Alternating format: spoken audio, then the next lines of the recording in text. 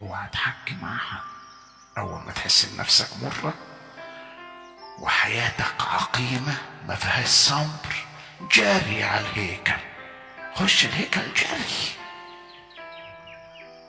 واقول ايه؟ ما تقولش، ما فيش وقت تقول، اعصر نفسك ودليها وانسكب في دموع، كل اللي جوه يتعسر عصر ويطلع في صورة دموع.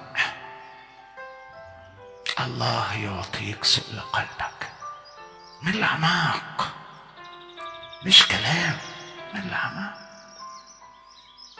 شوف حد قول له زقني للعمق. شوف حد يكون حلو كده حواليك، قول له زقني للعمق لئلا يغلق الباب. خلي بالكم بيننا وبين العمق نص متر، نص متر. مزمور زيادة، مزمور من العمق، مزمور من جوه. أبانا الذي بطانية لحد غلبان، رغيف لحد غلبان، يرميك في العمق قبل أن يغلق الباب. سيغلق الباب قريبا، خلي بالك. متر واحد انت محتاجه، هذا اقترب منكم ملكوت المتر. حد يزجك كده والباب يتقفل، اوعى يغلق وانت خارجه، اوعى.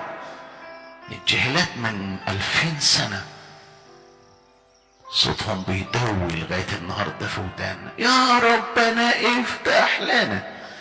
يقول لك فتحت لك 70 سنة، ده انا نزلت اشتغلت نجار عشان اعمل لك الباب ده عشان تدخل. ده انا سبت السماء واشتغلت نجار عشان خاطرك، عشان يبقى باب مميز. باب انا قلت لك جعلت امامك باب انا اللي عامله، وانت عمرك كله باصص لورا. بص قدام مرة.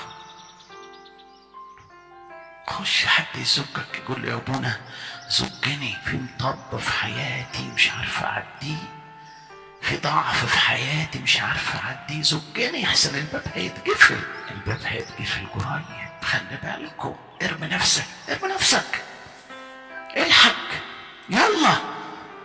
داود النبي يقول ايه العظيم، اشهر واقوى واجمل نبي واجمل رئيس في اسرائيل، يقول ايه؟ واحدة من الله طلب واياها التمس. ادخل اهو، يا ريت قال ادخل بس، احنا مشكلتنا بنقف عند ادخل بس. ادخل بيتك واتفرس، اتفرس في هيك، ادور، اسأل، اشوف، ابحث، ادقق، اشوف انا فين من ده. الصورة دي اتحطت هنا ليه؟ احكوا لي قصتها. اتفرس، اسأل، ابحث، ادور، ادقق، افتش. لازم اشبع، لازم اشبع، مش اجي على الباب وامشي. ان ما شبعتش هنا هتشبع فين؟ ان ما شبعتش ما تطلعش. ابونا يقول لك امضي بسلام، قول له ابدا لما اشبع.